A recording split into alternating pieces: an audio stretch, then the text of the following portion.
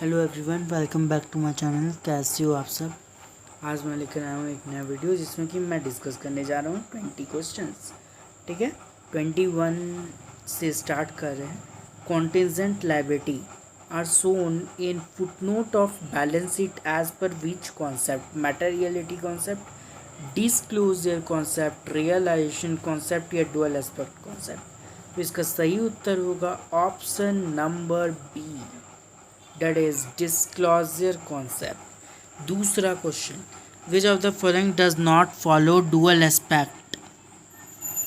Increase in one asset, decrease in other, increase in both asset and liability, या decrease in one asset, decrease in other, increase in one asset and capital? इसका answer होगा आपका decrease in one asset and decrease in other.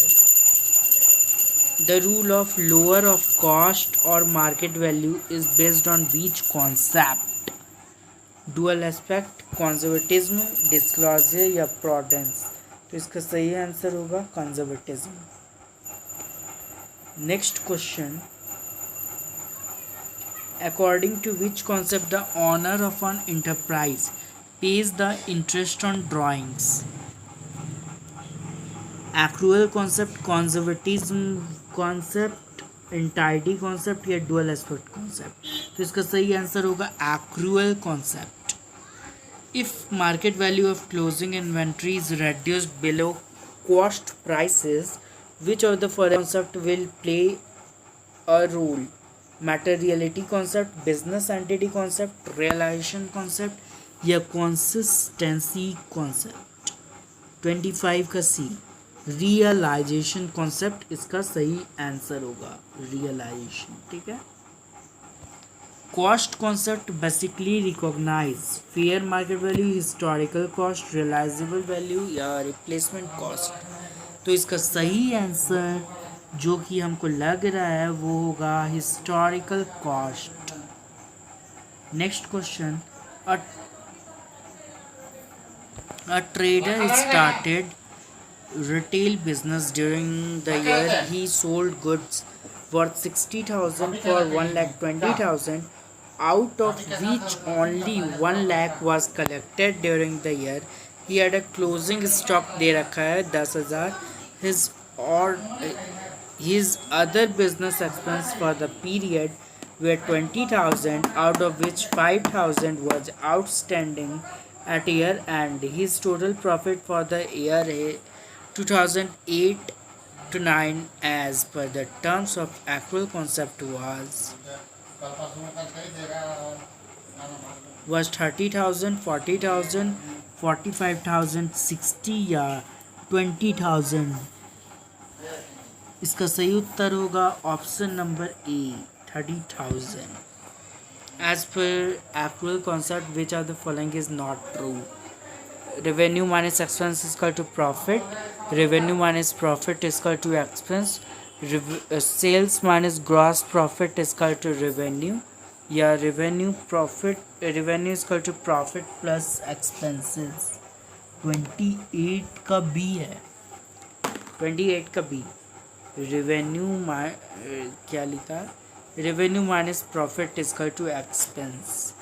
If nothing is retained in the financial statement about the three fundamental assumptions, then it could be presumed that they have not been followed, they have been followed, they have been followed to some extent, या none of the above. 29 का होगा आपका C, that is they have been followed to some extent.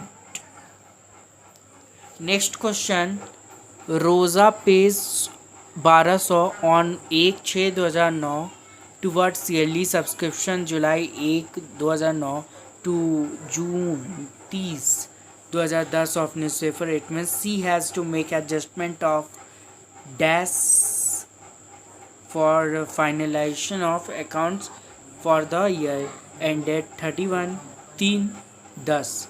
तो options है 300 as prepaid, 300 as outstanding, 200 as prepaid या 200 as outstanding.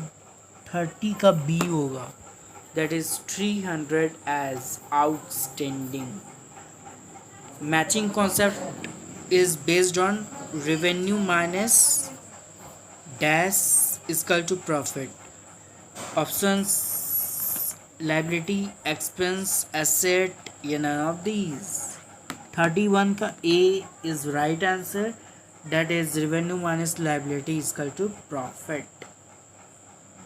32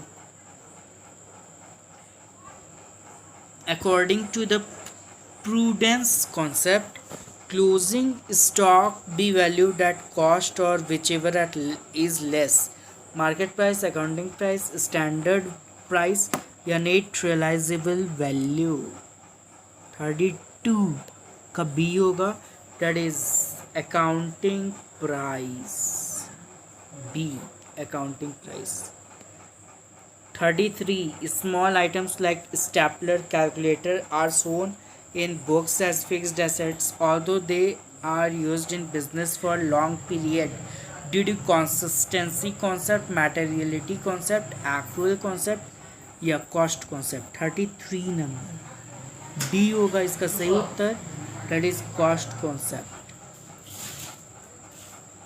Next, business enterprise is a separate identity apart from its owner. Accountants should treat a business as distinct from its owner. This concept is known as money measurement concept, matching concept, entity concept, dual aspect concept. इसका क्या होगा? Option number be matching concept होगा इसका. 35 XYZ Limited follows the retained down value method for depreciating machinery year after year due to consistency, convenience, comparability या conservatism. 35 इसका होगा C, that is comparability. अब देखिए 36 number. X of Delhi purchased a machinery from Y of Chennai for 10 lakh. He paid freight of 2 lakh and excise duty of 1 lakh. He used the machinery in his business. At the end of the year, he charged depreciation 1,50,000. The market value of the machine was estimated at 15 lakhs. At what value the machinery should be sold in the balance sheet at the year end? 13 lakh, 13 lakh 50,000, 11 lakh 50,000 या 15 lakh. 36 A होगा इसका सही उत्तर, 13 lakh.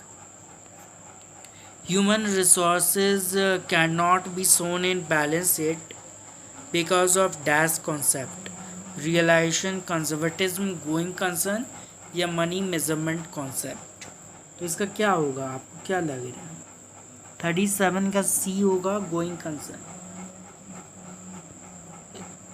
Human resource can not be shown in balance sheet because of going concern concept. The policy of anticipate no loss, no profit and provide for all possible losses arises due to convention of consistency, disclosure, conservation या matching. क्या होगा इसका answer? 38 का D matching होगा. Matching anticipated वाला. Anticipate no profit and provide all possible losses.